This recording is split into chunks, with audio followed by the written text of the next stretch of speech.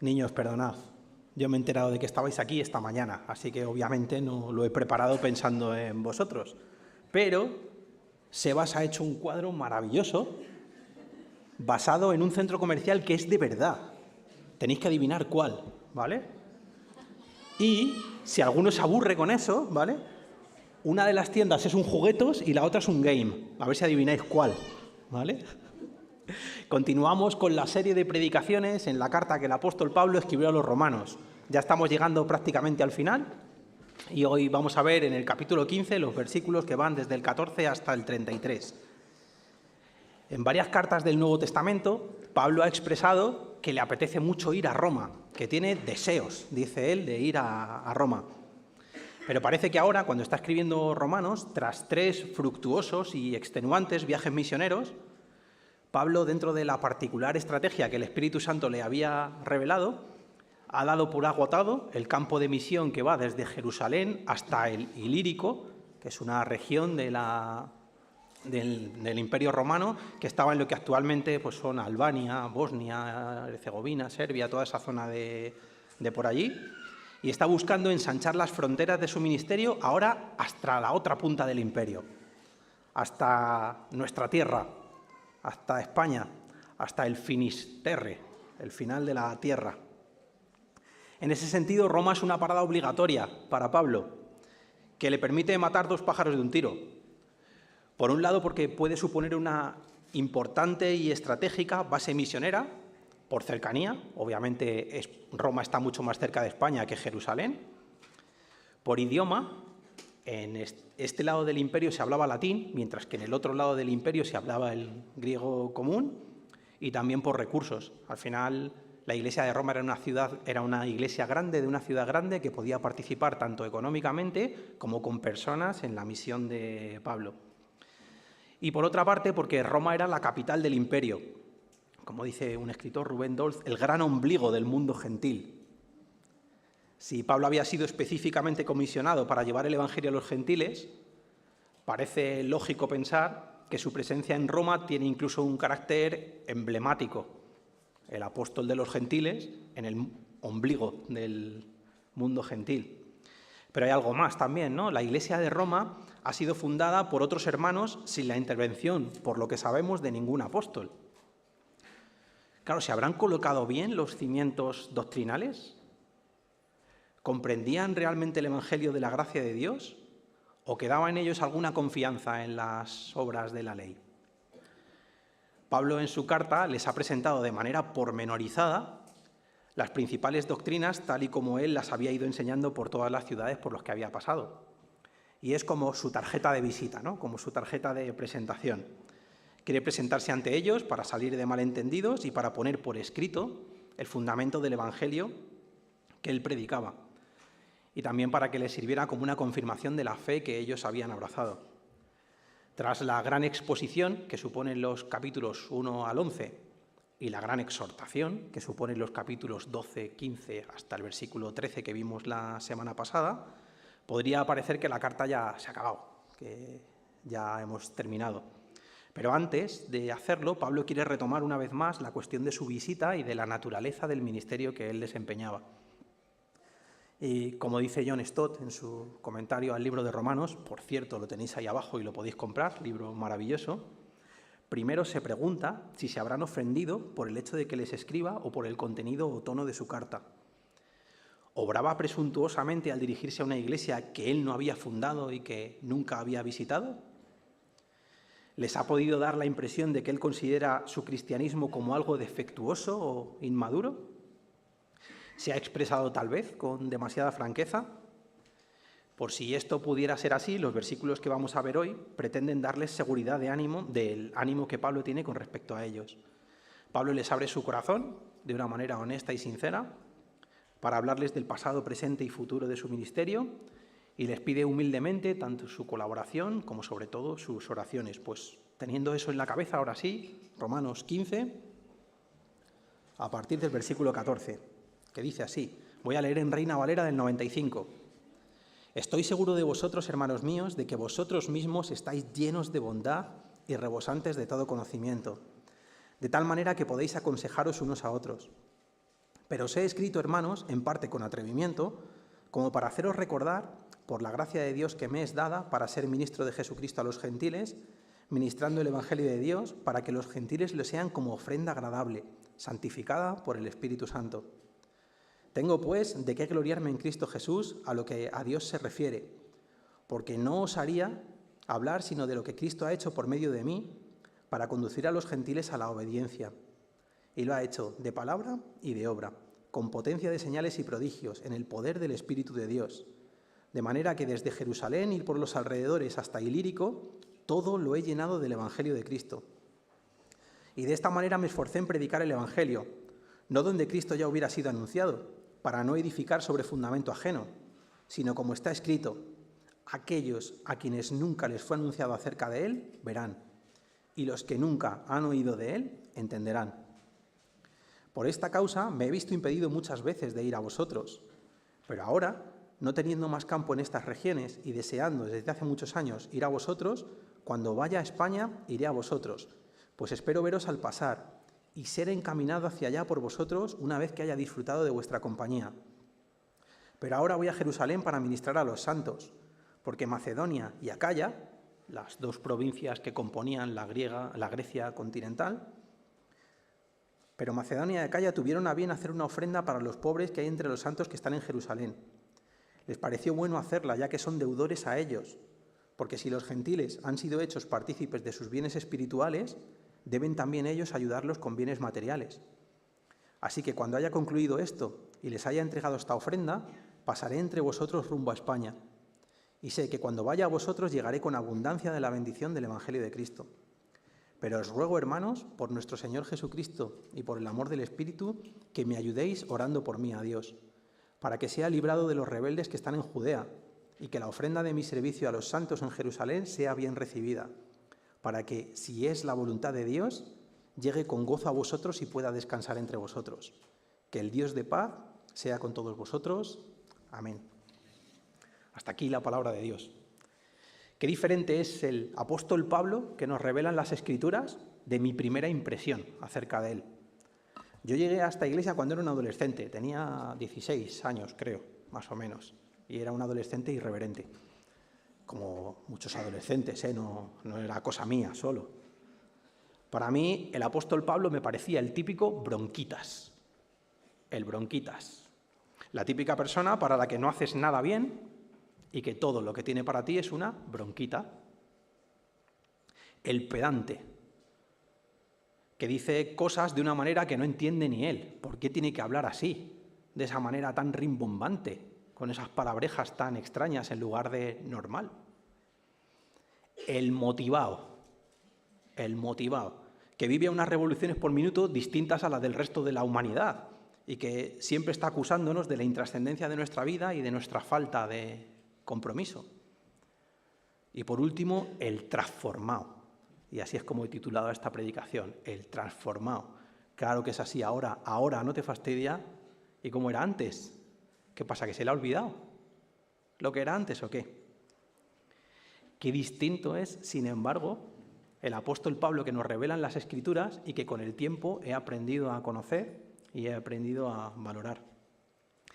En este pasaje de hoy vemos cosas preciosas sobre el ministerio del apóstol Pablo, sobre su concepción de la vida cristiana y también sobre su actitud, porque también tiene una actitud preciosa. En el versículo 14 vemos que está diciendo: estoy seguro de vosotros. Wow. Está seguro de ellos. No tiene dudas acerca de la iglesia de Roma, él está seguro de ellos. Añade más, dice que reconoce que están llenos de bondad y que están rebosantes de todo conocimiento. Reconoce la bondad de esta gente y reconoce que hay conocimiento en ellos. Y además dice que lo tienen de tal forma que pueden amonestarse o aconsejarse o exhortarse los unos a los otros. Qué inusual es esto para nuestros conceptos caídos de liderazgo, ¿verdad? Reconocer en otros que hay una obra por parte de Dios y que está bien hecha. Porque eso expresa humildad. En nuestra cultura parece que reconocer el brillo de otros eclipsa nuestra propia luz. ¿Pero qué luz? ¿Nos caracteriza la luz? ¿Realmente lo que nos caracteriza a nosotros es la luz o más bien son las tinieblas? Si alguno tiene algo bueno, si hay algo bueno dentro de alguno de nosotros, ¿no lo ha recibido acaso de Dios? ¿No se lo ha regalado Dios y no es suyo? Creer que somos los únicos que hacen algo bueno, los únicos capaces de hacer algo bueno, es de una soberbia antinatural y anticristiana, por cierto. Dios es Dios y obra por medio de quien quiere y como quiere, y capacita a sus hijos para llevar a cabo su obra sin merecimiento alguno por parte de sus hijos. Por eso Pablo no tiene problema en reconocer la obra de Dios en esta gente. Expresa humildad al hacerlo y además expresa confianza en que la obra es de Dios y es Él quien la lleva a su término. Igualito que nuestro, es que si no lo hago yo, no lo hace nadie, ¿eh? ¿Quién soy yo para no reconocer la obra de Dios en otros o incluso para entorpecerla? O para no validar nada de lo que pase a través de mí o a través de los míos. Nada de lo que se salga de mi franquicia. Pablo no era así. Bueno, Pablo no solo está respetando y valorando la obra de Dios en ellos, además les está hablando lleno de cariño. Hermanos míos, les dice. Hermanos míos. Cuando alguien en el mundo evangélico decide llamarse a sí mismo apóstol, lo que pretende es una diferenciación entre él y el otro que hable de que está en un estado superior. Pablo era apóstol por la gracia de Jesús y le llama hermanos míos, un término cariñoso que además le iguala con ellos. No solo eso, sino que quiere estar con ellos, pero no como quien quiere ir a hablar de su libro, he venido a hablar de mi libro, o como quien quiere pegarles la chapa, ¿no? Sino como quien quiere disfrutar de su compañía. Versículo 24. Cuando vaya a España iré a vosotros, pues espero veros al pasar y sean encaminado hacia allá por vosotros una vez que haya disfrutado de vuestra compañía. Participar de su vida. Ser bendecido por ellos tanto como bendecir. Alguna vez te invitan a predicar en algún sitio, ¿no? Y tú te preparas, tú oras mucho, tú haces todo lo que puedes porque deseas de corazón que Dios te use para bendecir a ese grupo de personas. ¿Y sabes lo que pasa el 99,9% de las veces? Que el que sale de allí bendecido eres tú. Que el que se lleva las mejores experiencias, las reacciones, las actitudes de otros eres tú mismo. De la misma manera, cuando vas a hacer un voluntariado, el voluntario es el que se lleva la mayor parte de la bendición. Porque Dios lo ha querido así. Porque le ha placido hacernos dependientes los unos de los otros. Un amigo mío bromeaba conmigo cuando yo era muy jovencito y me decía, yo es que tengo megadón. Y yo le decía, ¿qué es eso de megadón? Me decía, pues es un don muy especial, que engloba a todos los demás dones y que hace que tú seas independiente y que no necesites ni a nada ni a nadie. Obviamente no existe tal cosa como el megadón. Porque precisamente lo que Dios ha querido es que seamos dependientes los unos de los otros. Por eso ha dado cualidades a unos y a los demás. Nadie tiene megadón, ni siquiera el apóstol Pablo. Sin duda hay personas, como Pablo, a las que Dios ha hecho llamados muy especiales. Realmente son especiales. Pero precisamente esas personas son las más conscientes de su necesidad de apoyo. ¿Por qué quería ir el apóstol Pablo a Roma? Versículo 24 dice, para ser encaminado hacia allá por vosotros. En otras versiones dice ser enviado por vosotros. Y es un verbo importante. Porque eso implica dinero, obviamente. Eso implica logística. Eso implica equipo, pero implica muchas más cosas. Implica que la obra no es solamente de Pablo.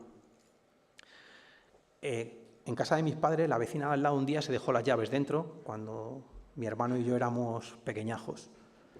Y bueno, pequeñajo, yo era pequeño, él sería un adolescente ya. Y en aquella época en mi barrio no había mucho dinero como para llamar a un cerrajero. Entonces se les ocurrió la brillante idea, vivimos en un segundo piso, de descolgar a mi hermano con una soga desde el tercer piso para que entrara en el segundo y abriera la puerta. Claro, yo flipé, yo era un niño y lo veía desde la ventana diciendo, mi hermano se está descolgando con una cuerda por la ventana. Todo salió bien, no hubo sangre, por fortuna. Y cuando mi hermano entró en casa y abrió la puerta, pues la abrió, ¿no? ¿Quién abrió la puerta ese día? ¿Mi hermano? ¿O los 3 tíos que sujetaban la soga para bajar a mi hermano? Los 4. La puerta la abrieron los 4. ¿Sabéis? Los misioneros son muy conscientes de esto, de que a lo mejor ellos están agarrados en una cuerda bajando hasta el 2.º piso, pero la puerta no la han abierto ellos solos, la puerta la han abierto los 4. El dinero tiene su lugar, y no lo quiero esquivar, no quiero pasar de soslayo por el tema del dinero, porque le ha placido a Dios que su obra se soporte sobre la generosidad de sus miembros. Toma ya, en serio, que su obra se soporte sobre la generosidad de sus miembros. ¿Habrá una idea peor que algo así? A unos les toca dar y a otros les toca recibir. Y ni una cosa ni la otra son fáciles. Los de Macedonia y Acaya no eran precisamente ricos. Dice en 2 Corintios 8, los versos que van del 1 al 3, dice: ahora quiero que sepan, amados hermanos, lo que Dios en su bondad ha hecho por medio de las iglesias de Macedonia. Estas iglesias están siendo probadas con muchas aflicciones y además son muy pobres, pero a la vez rebosan de abundante alegría, la cual se desbordó en gran generosidad. Pues puedo dar fe de que dieron no solo lo que podían, sino aún mucho más, y lo hicieron por voluntad propia. Juntaron una ofrenda para la iglesia en Jerusalén, que lo estaba pasando mal. No sabemos muy bien por qué lo estaba pasando mal. Parece que cuando Agabo en el libro de Hechos profetiza que va a haber una gran hambruna en Jerusalén, puede tener que ver con esta hambruna. Pero también puede tener que ver con el hecho de que cuando los judíos abrazaban el cristianismo eran expulsados de la sinagoga y su vida se complicaba mucho. Entonces vivían en necesidad y esta gente quiso suplir para ellos. Dios quiere que nos hagamos cargo de las necesidades de nuestros hermanos. Y así lo ha determinado. Es un gran debate, ¿no? Un debate además muy interesante. ¿Deben ser las iglesias como ONGs? ¿Deben suplir aquello que el Estado no está haciendo o para eso está el Estado? Es una estrategia de marketing porque parece que las iglesias que ofrendan a los pobres son iglesias mejor vistas socialmente. ¿Realmente es algo secundario porque lo primordial es la predicación del Evangelio? ¿Se puede reflejar o predicar a Cristo prescindiendo de las obras de misericordia que Él mismo nos ha dicho? Es un debate apasionante que no vamos a poder tratar ahora, pero donde sí que quiero poner un granito de arena.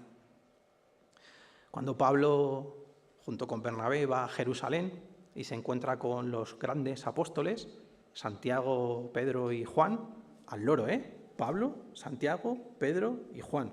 Busca un libro por aquí que no sea suyo en el Nuevo Testamento, Santiago, Pedro, Juan y Pablo, cuando se juntan para hablar de algo tan espiritual y tan importante como si realmente el Evangelio podía ser y debía ser predicado a los gentiles o no lo era, dice Gálatas 2, versículo 10, dice antes que acordando que sí, se dieron la diestra en señal de compañerismo, solamente nos pidieron que nos acordásemos de los pobres, lo cual también procuramos hacer con diligencia. Esta ofrenda gentil era crucial y tenía mucha importancia y Pablo lo sabía. Era tan importante que Pablo estaba en Corinto, al loro, vamos a hacer el mapa mental, ¿vale?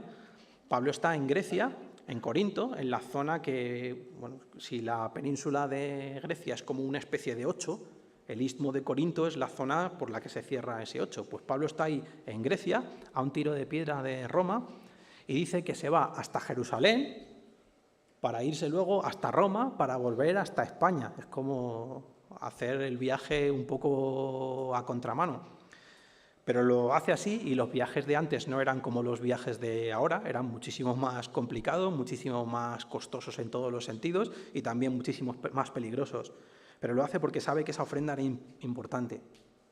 Primero porque autentificaba la fe de los gentiles de cara a los creyentes en Jerusalén. Era como, mira, si su fe es de verdad, que están dispuestos a ayudaros. Luego también porque hablaba de una continuidad, de que esto no era algo nuevo, que los nuevos creyentes se estaban identificando con la historia de ese pueblo en cuyo padre serían benditas todas las familias de la tierra. que se sentían agradecidos por las bendiciones espirituales que habían recibido y que se sentían parte de ellos, que estaban unidos, de tal manera que eran un único cuerpo. Y en un único cuerpo, si alguien sufre, los otros tienen que ayudar a esa parte que sufre. Bueno, a veces es más fácil dar que recibir.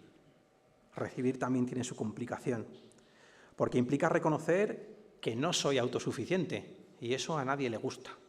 A todos nos gusta ser autosuficiente. No nos gusta reconocer que necesitamos a los demás, y es una patada en el estómago de nuestro orgullo. Dice en el versículo 31, para que sea librado de los rebeldes que están en Judea y que la ofrenda de mi servicio a los santos en Jerusalén sea bien recibida. Pablo sabe que a lo mejor esa ofrenda no es bien recibida, porque recibir una ofrenda nunca es fácil. Siempre hay tensión cuando los obreros de la Iglesia intentan justificar que ellos no viven de la caridad de la Iglesia, sino de la dignidad de un trabajo. Ellos te dicen, si yo tengo cabeza, si yo tengo manos para poder trabajar, si lo he hecho toda mi vida, si para mí no es un problema. He decidido trabajar en esto porque me siento llamado por Dios. Queridos obreros, perdonad si alguna vez os hemos hecho sentir así. Y gracias por ser como Pablo, aceptarnos como jefes para llevar el Evangelio allí donde nosotros no hemos sido llamados a ir. Pablo dependía de esas ofrendas, Pablo aceptaba esas ofrendas y Pablo sabía que eso era parte de su ministerio. Que aunque él estaba bajando por la cuerda, había otros que estaban sujetando la cuerda. La última y no por ello menos importante muestra de vulnerabilidad sincera por parte de Pablo está en su solicitud de oración. Pero os ruego, hermanos, por nuestro Señor Jesucristo y por el amor del Espíritu, que me ayudéis orando por mí a Dios, para que sea librado de los rebeldes que están en Judea y que la ofrenda de mi servicio a los santos en Jerusalén sea bien recibida, para que, si es la voluntad de Dios, llegue con gozo a vosotros y pueda descansar entre vosotros. Bueno, solo esto da para una predicación entera, la verdad. Le ha placido además al soberano Dios que nuestras oraciones, nuestras intercesiones los unos por los otros participen de alguna forma en la extensión de su reino. Pablo es totalmente consciente de eso y por eso les ruega que oren por él. Os voy a hacer un spoiler. Las cosas no van a salir exactamente como Pablo quiere, ¿eh? Si te vas a Hechos capítulo 21 y lees hasta los capítulos siguientes, vas a ver que de hecho salen muy diferentes a como Pablo quiere. Él pide ser librado de los rebeldes que están en Judea. Y sí, va a ser librado, pero 3 palizas se va a llevar, ¿eh? Ya te lo digo. Y además va a acabar preso después de todo eso.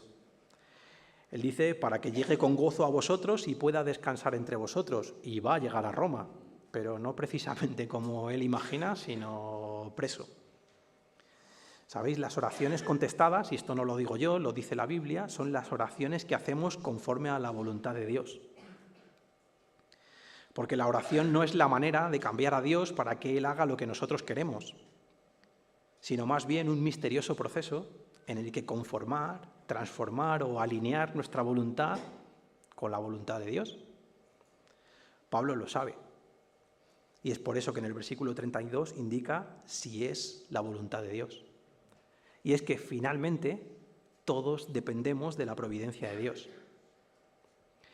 ¿Sabes? Dios va a cumplir su voluntad, lo va a hacer sin lugar a dudas, pero lo va a hacer contando con nuestras decisiones, contando con lo que nosotros hagamos. Y dirige todas las cosas de este universo hacia la conclusión que Él ha determinado. Y Pablo está seguro de que, pese a todo, esa conclusión es gloriosa y descansa plenamente en ello. En que salgan como salgan las cosas, al final van a acabar bien porque el que las lleva hasta su término es el propio Dios. Y eso también es humildad por parte del apóstol Pablo. Cambiamos de tercio. El ansia del apóstol Pablo por llegar a España me flipa, me alucina. Al final nos habla de su concepción de lo que sería el ministerio. Como dicen los versículos 20 y 21, y de esa manera me esforcé en predicar el Evangelio, no donde Cristo ya hubiera sido anunciado, para no edificar sobre fundamento ajeno, sino como está escrito, aquellos a quienes nunca les fue anunciado acerca de Él, verán, y los que nunca han oído de Él, entenderán. Como español, soy español, me alucina pensar que Pablo pensó en nosotros, que Pablo quería llegar y traernos eso hasta aquí. Porque que Pablo pensara en nosotros significa que Dios pensó en nosotros. Pablo estaba limitado en el tiempo, en el espacio y en otra serie de cosas, pero Jesús no. Así que en esa llegada del Evangelio hasta aquí, Dios estaba pensando también en el tiempo. Dios estaba pensando en ti. Dios estaba pensando en mí. Mi cuñado Dani vive en Alfafar. Alfafar es zona cero de la Dana. Y emocionalmente ha sido y están siendo pues, tiempos bastante difíciles para ellos. Mi mujer y yo vivimos en Fuenlabrada. Cuando mi cuñado Dani vio a los bomberos de Fuenlabrada en su barrio ayudando, se le saltaban las lágrimas. Porque era como si de alguna manera parte de su familia estuviera allí. Pablo no es precisamente a quien esperamos en España, pero qué hermosos son los pies del que trae salvación. Qué hermoso es verlos. Escuchando a José de Segovia en una maravillosa serie de predicaciones que él tiene acerca de la carta a los romanos, él utilizaba una cita de Chesterton, un poeta y escritor inglés, que decía: el Evangelio es el único club que existe por el beneficio de aquellos que no son sus miembros. Qué interesante, un club que existe por el beneficio de aquellos que no son sus miembros. Ser cristiano debe caracterizarse por el deseo, la ambición de traer el bien a los que están fuera, aun a nuestro propio coste. La Iglesia tiene como su razón de ser la proclamación del Evangelio. Por lo tanto, la Iglesia es misionera o simplemente no es Iglesia. ¡Qué fuerte! Pero te reto a mirar si no es ese acaso el cuadro que nos está pintando el Nuevo Testamento. Una iglesia que vive de espaldas al mundo, que no le interesa lo que ocurre ni lo que es el destino, la vida de las personas, no merece el nombre de cristiana. Yo estoy salvado, suficiente. A mí los demás me dan igual. ¿No ves la antinaturalidad de ese tipo de palabras o de ese tipo de actitud? La misión cristiana nace del propio corazón de la fe cristiana. Dios ha venido a este mundo para buscar y salvar lo que se había perdido. Estamos en Navidad, ¿no? Y si rascas un poquito, con la pala de una excavadora Caterpillar en la superficie, descubrirás que lo que celebramos es ni más ni menos, como decía Julio, que la encarnación del Hijo de Dios que ha venido a rescatarnos. Porque de tal manera amó Dios al mundo que ha dado a su único Hijo para que todo aquel que en Él cree no se pierda, sino que tenga vida eterna. Y llamarás su nombre Jesús, que Jesús significa Salvador, porque Él salvará a su pueblo de sus pecados. Y de la misma manera que el Padre envía al Hijo, Jesús nos envía a nosotros a proclamar ese Evangelio hasta lo último de la tierra. La pasión de la Iglesia debe ser una pasión misionera. La pregunta es si nosotros tenemos esa ambición, si realmente estamos buscando que ese Evangelio se extienda hasta lo último de la tierra. El amor por los perdidos es lo que movió a Jesús a venir a este mundo. Y el amor por los perdidos fue lo que ejemplificó Pablo en su vida, dando a conocer a Jesús a todos los demás. ¿Sentimos amor nosotros por los perdidos? ¿Qué son los confines de la tierra? Porque claro, el mundo cambia, ¿verdad? Nos gustan mucho los grandes retos, están como en el ADN de la humanidad, ¿no? Todos queremos llegar más lejos, todos queremos ir más rápido, todos queremos llegar más alto.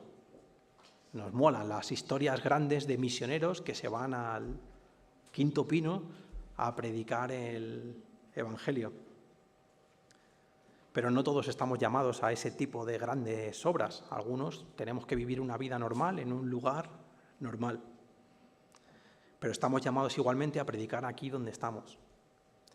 El otro día fui al tristísimo funeral de un querido compañero. y el cura estaba leyendo preciosos pasajes de la Escritura que estaban llenos de vida y de esperanza. Pero, ¿sabes? Tengo la sensación de que aquello era un libro cerrado para la mayoría de los que estaban escuchando. Mira, yo no tengo que traducir la Biblia al zulú. A mí Dios no me ha llamado a traducir la Biblia al zulú, pero sí me ha llamado a traducir la Biblia a los que están a mi alrededor, con el deseo de que el Espíritu Santo abra sus ojos para que vean que viven sin esperanza, para que entiendan que están muertos en sus delitos y sus pecados, y para que sepan que viven ajenos a la realidad de que Dios los ama más de lo que se pueden imaginar ninguno de ellos. Si cuando tú piensas que tienes que hacer esto, de predicar el Evangelio y de la misión, lo que sientes es una pesada losa de culpa, de carga o de incapacidad, creo que es porque no estás entendiendo de dónde salía la gasolina que alimentaba la vida del apóstol Pablo. Si el Evangelio de Jesús no te mueve a hacer algo, la culpa, el deber, el sentido de responsabilidad, cualquier cosa, no lo van a hacer. No lo van a hacer. Pablo siempre fue muy consciente de quién era él, nunca se le olvidó, y de la gracia que había recibido por parte de Jesús. Y lo que transformó su legalismo en paz con Dios fue la gracia de Jesús. El legalismo te dice que debes comportarte de una manera determinada o que tienes que hacer una serie de cosas para lograr la paz con Dios. La gracia te dice, has sido perdonado, Dios te ama. Punto. Y eso, entender eso es lo que provoca una pasión y un agradecimiento que te pueden mover a la acción y no ninguna otra cosa. Pablo había sido perseguidor de la iglesia. Muy probablemente Pablo había sido asesino de cristianos. Alguno pensará, pues eso, como ha sido tan malo, lo que está haciendo es intentar compensar. Pues sí, probablemente es lo que está intentando hacer, pero no como te imaginas, ¿eh? No como te imaginas. Él no quiere ganarse el favor de Dios, ya lo tiene. Él no quiere ganar el perdón de Dios, ya lo tiene. Quiere que semejante gracia de la que no se considera digno sea también para todos los demás. Y dice, quiero llevar esto a todas las personas que como yo no se lo merecen. La persona que recibe de gracia, entrega de gracia. Y si la gracia no está provocando nada parecido en nuestra vida, tal vez es porque no estamos siendo conscientes de la dimensión de la gracia que hemos recibido. Porque nuestra pasión es directamente proporcional al sentido de asombro, al sentido de gratitud, al gozo de saber que hemos sido salvados solo por gracia, solo por Cristo, solo por medio de la fe. Y esa es nuestra gasolina, el Evangelio, y no ninguna otra. Pablo vivió como vivió no porque era un motivado, no porque fuera un transformado, sino porque ese sentido de asombro y de gratitud le persiguió todos los días de su vida.